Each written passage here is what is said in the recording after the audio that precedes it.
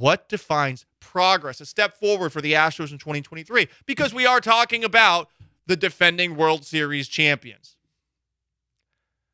I think the minimum expectation to make it to the ALCS for a 7th straight year, that's not progress. You want to see a step forward.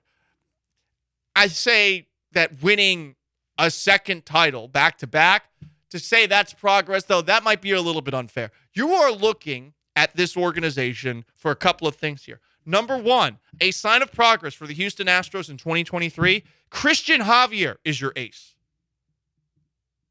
And I think that's possible. I don't think the season will begin that way. Framber Valdez is going to be on the mound opening day. But I do think that Javier will be your number 2 starter.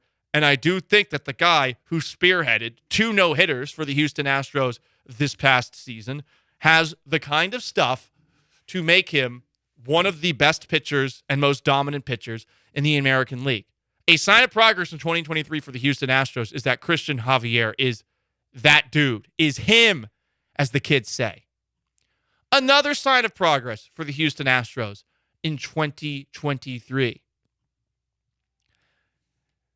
would be just having a plan in the general manager office. They say they're not going to hire one until the turn of the year. So I suppose next week we could see the Astros have an official general manager. But right now it seems to be voices, and I don't know which voice has the most power other than Jim Crane. Jim Crane has the final say, but who has more power between Dusty Baker and Jeff Bagwell? And are those two the kind of people that are going to help the Astros continue to be fantastic at scouting, finding overlooked talent in Latin America? I'll be honest, I would say no.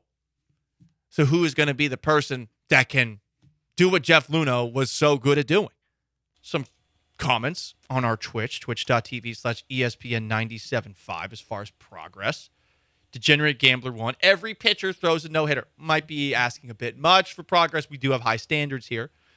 Waka Flocka says Hunter Brown and Pedro Leon ball out will be great progress. Hunter Brown developing into somebody more trustworthy than Lance McCullers Jr., I would kill for that. I'm not expecting that, but I would love that. Nothing against Lance McCullers, but the postseason left a lot to be desired. And Fuentes Respecter says clarity on the future of the catcher position. Yeah, that's going to work itself out, I guess, during the regular season. I get why they didn't go and pay the money that Wilson Contreras eventually got. I get why they said to themselves, yeah, we're going to go into next year with Yanir Diaz. Corey Lee, one of those guys is probably going to figure it out, and Martin Maldonado will catch in the meantime. I understand also at the same time why people might be frustrated about that, especially considering Christian Vasquez walked away, and it was rather affordable to perhaps keep him. Kyle Tucker got engaged this week. That's pretty cool. He didn't do it on the field after they won the championship like Carlos Correa? No, I guess he's just not as creative as Carlos. Doesn't have the riz. Does not have the riz. Man, it's pretty ballsy to propose right after winning. You are really making the moment all about you. And your teammates will give you crap for that. Daniela's response to it as well. Oh my God! It sounded like she was from, like a Yenta in Brooklyn for some reason. But he proposed to his girlfriend. She said yes. Looks like it was on a dock. It was raining. We're looking at Kyle Tucker's contract, and you're wondering, hey, is Tucker going to stick around here? I got an idea for the Astros. This might get you a discount on the actual contract. Say you offered Kyle Tucker like the wedding of a lifetime. Like, blank check.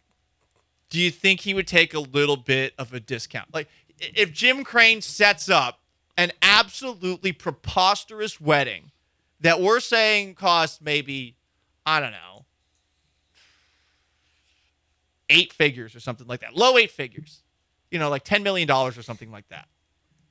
Would Kyle Tucker, happy wife, happy life, would he perhaps take the hometown discount? First of all, this is I'm pretty sure blatantly against the rules. You don't know that. Pretty sure. What, I'm Jim pretty Crane- sure it's circumvention. No, Sean, Jim Crane, I'm sure there are ways to do it. There are handshake agreements. Can Jim Crane not pay for Kyle Tucker's wedding through offshore accounts?